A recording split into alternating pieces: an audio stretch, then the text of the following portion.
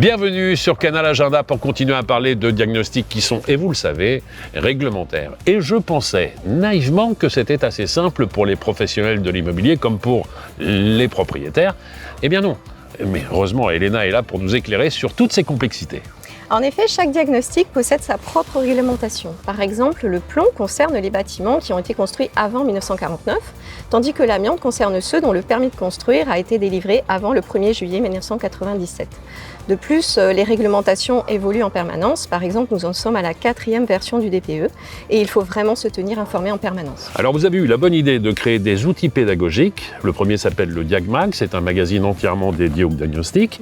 Il y a aussi le DiagAssist qui lui permet de savoir quel bien immobilier est concerné par tel ou tel diagnostic, quelle est sa durée de validité aussi. Comment ces outils sont perçus par les professionnels? Alors, les diagnostics sont vécus comme une contrainte, bien qu'ils soient là pour protéger toutes les parties, les vendeurs, les acquéreurs, les locataires et les professionnels. Donc notre rôle est vraiment d'expliquer leur utilité et de simplifier leur application.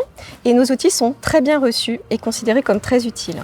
Par ailleurs, chaque bien est différent. Son type, sa date de construction, et donc notre service après-vente est là pour répondre à toutes les questions et demandes d'explications sur les rapports que nous réalisons. Alors c'est l'acquéreur qui va bénéficier de toutes les informations et c'est le vendeur qui doit payer le diagnostic. C'est pas illogique ça? Alors c'est logique parce que c'est le vendeur qui est exonéré de sa garantie des vices cachés grâce au diagnostic. De plus, les diagnostics immobiliers doivent être réalisés obligatoirement avant la signature de la promesse de vente ou du bail. Et à ce moment-là, le nom de l'acquéreur ou du locataire n'est pas encore connu.